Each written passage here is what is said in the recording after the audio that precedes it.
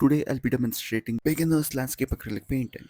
Let's begin by dipping a flat hog hair brush in water, and I'll take some white for the sky so that it's very vibrant. Also the blue is cobalt blue, so it makes a warm bright sky, and that's what we need for today's painting. And also I'll be leaving the colors on the screen. You can refer that so that you can set up your palette to paint along with me. And let's sort of take in some more of that blue color, and let's add in some mountains, background mountains. Look at that. It's vibrant on its own. So I am using the same blue color and also use the same blue which you've used for the sky. And now I've loaded some cadmium yellow onto my palette. Look at that warm green happening when that blue mixes with that cadmium yellow. And let's use that to add in some bushes in the background, slightly in front of the mountain. And now it's not too early to think about mid-ground trees. So with that same brush, I'll go to some black and let's sort of create a reference. Tap it very gently so that you can see the leaf at the edge of the tree. And now let's sketch in the river. For that I've taken some brown and some dark colors as you see me mix here. And let's sort of take some more brown and with the land. And now I'm mixing that same green which I had mixed before, but this time I'm adding in some warmer colors like brown, that's it. And let's come over here and paint in the mid-ground grass. If this grass were to be in foreground, I would use pure black for the underpainting. But this is in the mid-ground, so we have to use some mid-tones. And the next thing in the chain of things is we have to paint in a tree on the land that we painted with brown. Look at that. Just tap it, create a reference like a tree trunk, and after that you can automatically paint the foliage.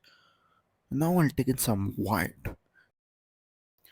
Let's take in some white and just a touch of that blue color, the sky blue color. That's the same blue which we've used in the mountain and the sky.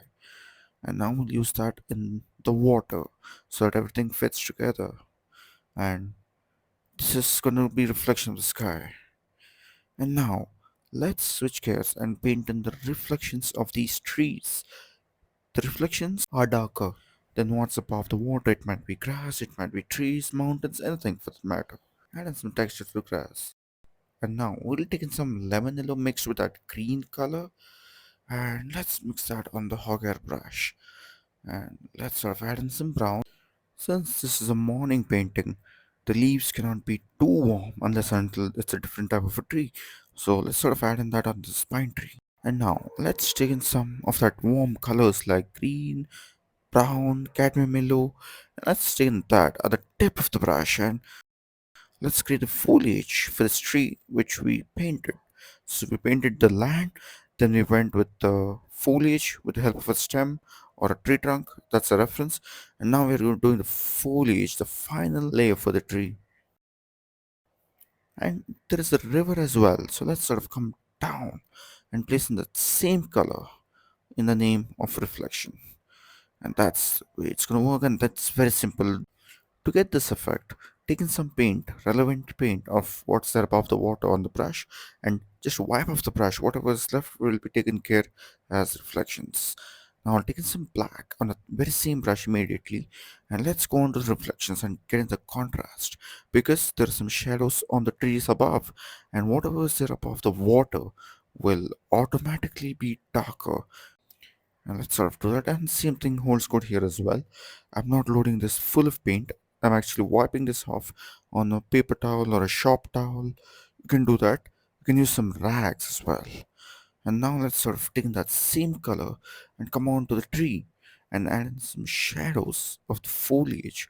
And let's get that going here. And look at that, applied moderate pressure, not too much. And also for this as well, you don't need too much of paint. If you have too much of paint, you'll lose the effect. And now let's come on to these rocks. For that I've used some cadmium yellow, white, and some brown. That's it.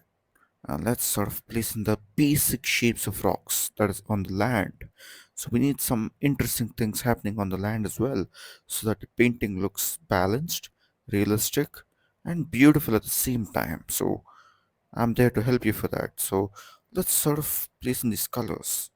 And now I'll take in some black and some of that cadmium yellow and some of that green, and let's go ahead and create some shadow effects, and also that'll create some grass because we're having some green in that mix. So that'll help you to get a lot of contrast. And now I'll take in some more paint and sort of select the shadowy areas on the land so that the rocks have the shadows. Not every rock will have the same amount of sunlight. Of course, this is a morning painting. Everything should look visible and bright, but there are some exceptions. You have to add in some shadows.